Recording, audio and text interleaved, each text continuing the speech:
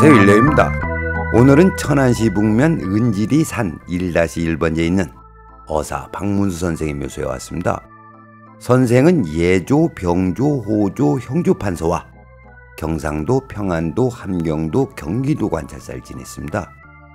강직한 성품을 지닌 선생은 백성들의 고통을 10분 이해하고 해결했을 뿐만 아니라 뛰어난 실무 능력으로 영조의 신임을 받았습니다. 흔히 선생을 암행어사의 대명사로 기억하지만 실제 암행어사로 파견된 적이 없습니다. 선생은 암행어사가 아닌 일반어사로 파견되었습니다.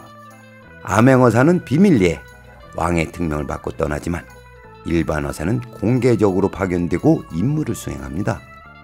그런데도 선생을 탐관오리를 혼내주고 백성들의 억울함을 풀어준 암행어사라고 기억하는 이유는 백성들의 편에서 할 말은 했기 때문입니다.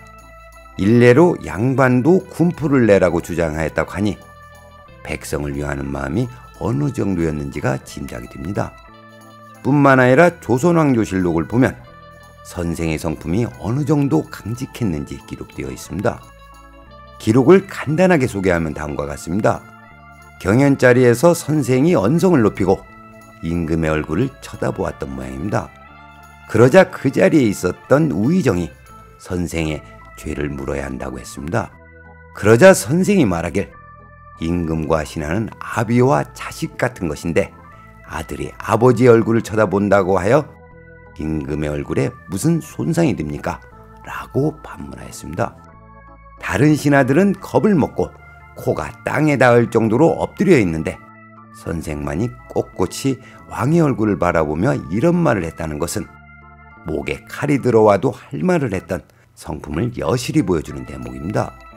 선생의 진면목을 알아본 영조는 선생이 세상을 떠나자 충신을 잃은 것에 매우 슬퍼하였습니다. 영조의 탕평책을 강직한 성품으로 비판한 선생은 돌아가신 그의 영의정에 추정되었습니다. 선생의 묘소를 답사하기 위해 양당 선생과 함께 임도를 따라 차량으로 이동하였습니다. 한참을 달려 도착한 곳에 은석사가 있었고 은석사에서 조금 더 올라가자 선생의 묘소가 있었습니다.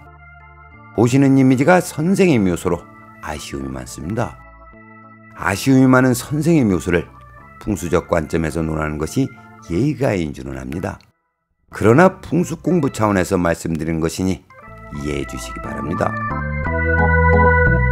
해발 430m가 되는 높은 산에 선생의 묘소가 조성되어 있습니다. 이 높은 곳까지 무거운 성물을 인력으로 운반하고 묘소를 조성했다는 것은 보통 정성으로는 불가능한 일이라고 생각이 들었습니다. 다른 한편으로는 이 자리가 천하제일의 명당이라고 생각했기 때문에 이곳에 묘소를 조성하지 않았나 하는 생각도 들었습니다. 그렇지 않고는 이해가 되지 않았습니다. 또 하나는 슬하의 자녀가 없어 큰아버지 박태환의 친손자인 박순규를 양자로 입양했다는 자료가 있습니다. 자녀가 없다는 것으로 봐서 딸도 없었던 것으로 판단됩니다. 그렇다면 양자도 명당발복을 한다고 생각했던 것은 아닐까요? 어찌됐든 선생의 묘소는 높은 산능선 바로 아래 조성하였습니다. 많은 풍수인이 선생의 묘소를 장군대자형 명당이라고 합니다. 전해지는 이야기에 의하면 장군대자형에는 군졸에 해당하는 바위나 지형물이 있어야 하는데 선생의 묘소에서는 그런 것이 보이지 않자 마을에 시장을 만들어 오고 가는 사람들을 군졸로 대신하였다고 합니다. 이 내용이 흥미유발 차원이라면 이해가 됩니다.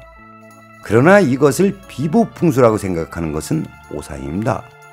말이 나온 김에 무령에 관해 말씀드리면 이 국세를 옥황상제가 신선을 모아놓고 조회하는 상제봉조형 또는 신선이 책을 읽는 선인독서형 등 다양하게 이야기하고 있습니다. 그러나 국세를 특정의 사물에 비유하는 무령을 이야기하기 전에 진열인지 아닌지 판단하는 것이 먼저라는 것을 말씀드립니다. 진열이 아닌 곳에서 장군대제형 또는 상제봉조형이라고 유쳐봐야 아무 소용없습니다. 선생의 묘소를 예로 들면 선생이 진열에 모셔졌든지 아니면 선생의 묘소 근처에 진열이 있을 때만 무령으로 명명할 수가 있습니다. 제가 이렇게 말씀드리는 이유는 장군 대장의 주인공은 장군이며 이때 장군은 진열입니다. 이렇듯 선인 독서형의 진열은 신선이기 때문입니다. 그렇다면 이 국세에서 진열이 존재하느냐는 것입니다. 선생의 묘소 방향으로 생기가 내려오지 않기 때문에 선생의 묘역에서는 진열이 생성되지 않았습니다. 따라서 선생의 묘소를 두고 장군 대자형 또는 무령으로 논하는 자체는 모순입니다. 지도를 보시면 은석산에서 생기가 내려오는 것 같지만 이 국세는 반대로 은석산 방향으로 생기가 진행하고 있습니다. 풍수에서 생기의 진행 방향은 매우 중요합니다. 그 이유는 생기의 진행 방향을 알아야 진열의 위치를 확인할 수 있기 때문입니다.